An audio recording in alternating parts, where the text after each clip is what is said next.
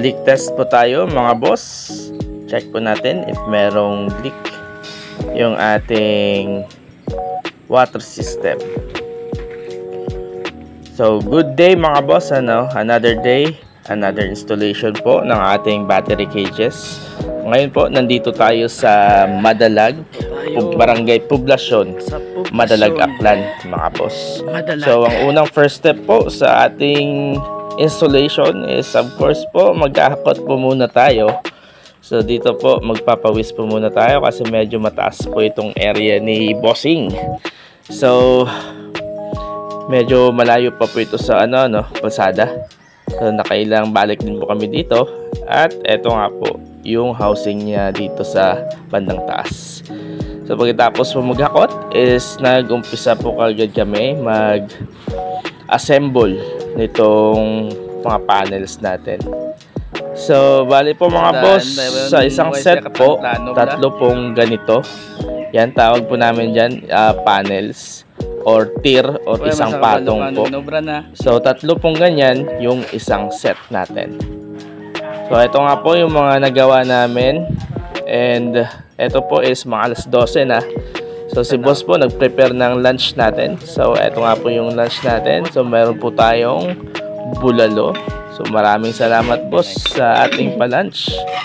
Meron din po tayo ditong inihaw na tulingan. Yan. As of course, meron po yung kapartner na toyo. So sarap po yan. Salamat bossing. And di nga rin po nagtagal. Diretso na po tayo back to work sa mga boss So dito po patapos na po. Bali po sa part po na to naglalagay na kami ng pinto. Bali yung configuration po ng ating cages ngayon. Bali sa kabila po dalawang set. Sa kabila naman po is tatlo. Pero nga po nung nakita nga ni boss to, after po namin mag setup, sabi nga niya dagdagan na lang daw ng isang set pa sa kabila para tatlo daw. So napugian siguro si boss sa ating gawa. So dito po is nag-assemble na rin kami ng battery cage. So ito pong unang ginagawa namin is dalawang set po ito. At sa mga nagtatanong nga po pala mga boss sa sukat ng housing po. So tatlo po yung kasya dito. So isa pong set natin is yung haba po is 6 feet. So times 3 po is 18 at meron pong konting awang. So more or less po nasa 20 feet yung haba. At yung lapad naman po is more or less 15 feet. So kasya na po dyan yung 6 po na set.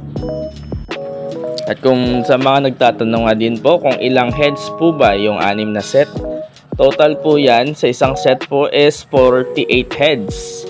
So 48 times 6 po is 288 heads po in total na manok sa 6 na set. So ito po, na-set up na po yung unang row. So ito po is dalawang set. At ito po, pakita ko lang din mga boss yung ating water system So ito po yung galon ng tubig. Meron na po yung thread. So kapag naglinis po kayo ng galon, kung may mga build up po ng lumot, mas mabilis na pong nakukuha yung ating galon at mabilis lang din po siyang may babalik. So ito na nga rin po yung ating feeder. So Atlanta brand po yan. So hindi po ito sponsored, pero Atlanta baka naman. At meron din po tayong cup sa ating water drinker. So meron po kaming option Yung iba po kasi gusto ng cup, yung iba ayaw naman po ng cup. So natanong po namin si customer kung ano po yung gusto niya, with or without cup. So eto nga din po yung ating pangalawang row. Patapos na din po ito. So nag-install na sila dito ng water system. So ito po, sineset up na yung nipple drinkers.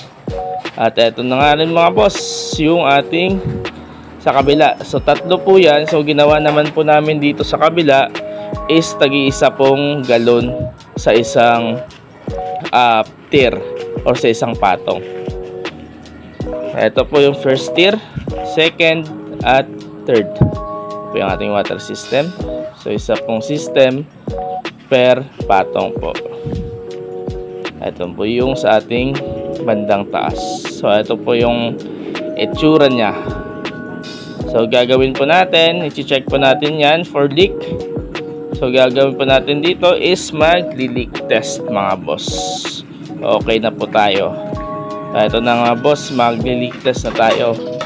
Yung leak test po, ginagawa po yan para malaman natin if may leak po yung ating water system at para po hindi po kami pabalik-balik dito. So, kapag may leak, habang wala pang manok is maayos po kaagad. So ito nga po yung isa nating kasama, hindi daw siya magkasya doon, so nagpapalit po siya dito sa isa. Ito po ang aming poging installer, si Papa Frenzy. Yan, very agile po yan. So ito, so bali nga po yung manok po na dito kina boss is February 21 po namin i-deliver. Tapos yung isang set naman po is install on Wednesday. So para pagdating po ng manok sa 21 is okay na po lahat. So ito na nga po, okay, wala pong leak. Sine-check po namin.